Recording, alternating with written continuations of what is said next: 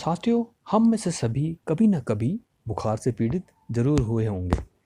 ऐसे में ज़रूरी है कि हम इस लक्षण को हल्के में या अन्यथा ना लें। तो आज मैं आपको इस बुखार से संबंधित कुछ महत्वपूर्ण जानकारी दूंगा। तो चलिए शुरू करते हैं। मैं हूं डॉक्टर पवन और आप देख रहे हैं मेरा चैनल चिकित्सा ज्ञान।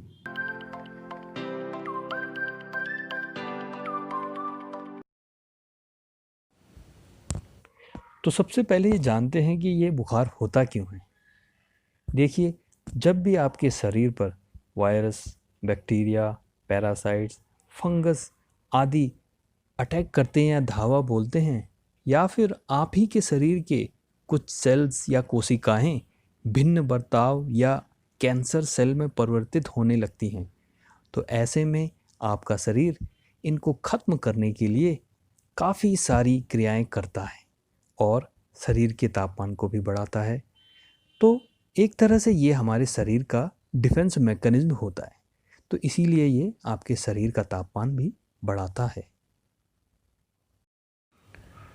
तो अब जानेंगे कि अगर आपको बुखार आ रहा है तो ऐसे में शरीर में क्या क्या लक्षण आ सकते हैं। तो आपको इसमें गर्मी लगेगी, बहुत ज़्यादा पसीना आने लगेगा, थकावट भी हो सकती है, सुस्ती, कमजोरी लग सकती है, पानी की प्यास बहुत ज़्यादा लगती है इसमें, सर दर्द, बदन दर्द आपको काफ़ी होने लगेगा, या काम करने में आपका बिल्कुल भी मन नहीं लगेगा, या फिर आलस्य काफ़ी आएगा कुछ भी काम करने में। अब आपको लक्षण पता चल गए हैं, तो अब ज़रूरी है कि इस बुखार को नापना। पहले बुखार नापने के लिए पारे का काफ़ी इस्तेमाल होता था, जिस पे अब रोक लग गई है, क्योंकि अगर पारा टूट जाता है तो उससे उसके फैलने या उससे संबंधित कोई भी साइड इफ़ेक्ट होने का खतरा काफ़ी रहता है। अब या तो आप डिजिटल थर्मामीटर से तापमान नापते हैं, या फिर आप थर्मल गन या इंफ्रारेड रेज वाली जो गन्स होती हैं, जो आजकल काफ़ी प्रचलित हैं कोविड-19 के बाद से।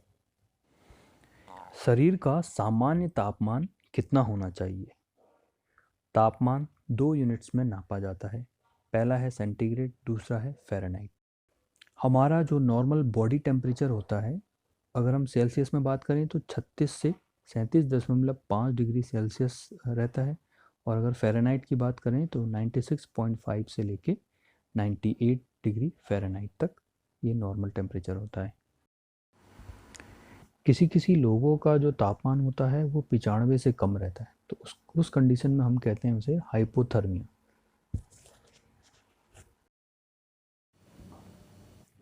किस जगह पर आप तापमान ले सकते हैं?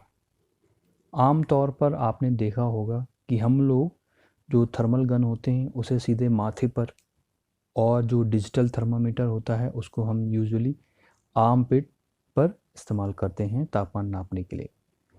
ये दोनों ही जगह आपको हो सकता है कि गलत रीडिंग दें, क्योंकि जो आर्म पिट है उसमें क्या है, अधिक कभी कभी अधिक पसीना और मॉइस्चर होने के कारण वो आपको रीडिंग गलत दे सकता है।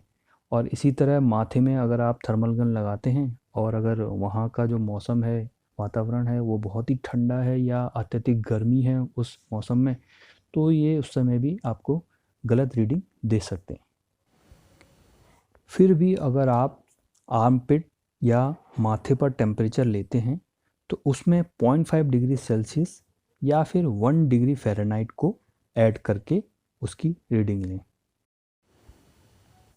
एग्ज़ाम्पल के तौर में मैं बताना चाहूँगा, अगर आपने थर्मल गन माथे पे लगाई है और वहाँ पे रीडिंग आ रही है 96 डिग्री फ़ारेनहाइट, तो उसमें 1 डिग्री और बढ़ा लें तो आपकी जो रीडिंग है वो 97 डिग्री फ़ारेनहाइट है।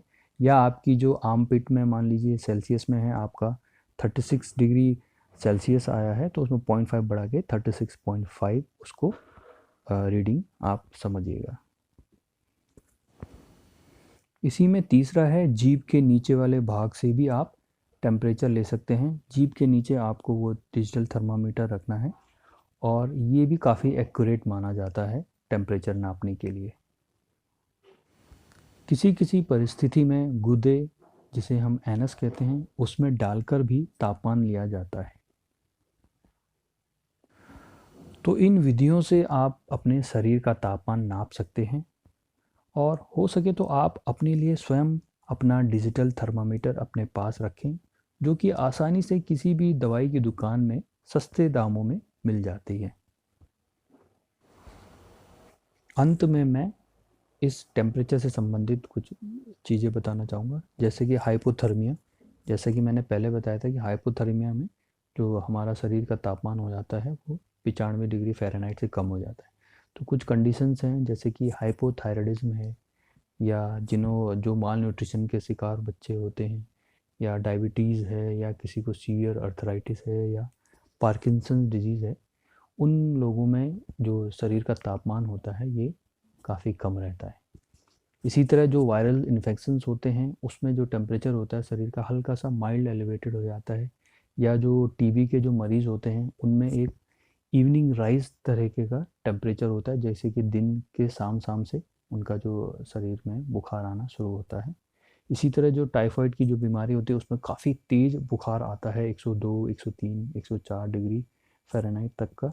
इसी तरह जैसे मलेरिया है, फाइलेरिया है, इसमें क्या है, जाड़ा और कपकपी दे के बुखार आता है, कभी कभी एक एक दिन छोड़ के भी आता है, कभी कभी दो दो दिन छोड़ के भी बुखार आते हैं।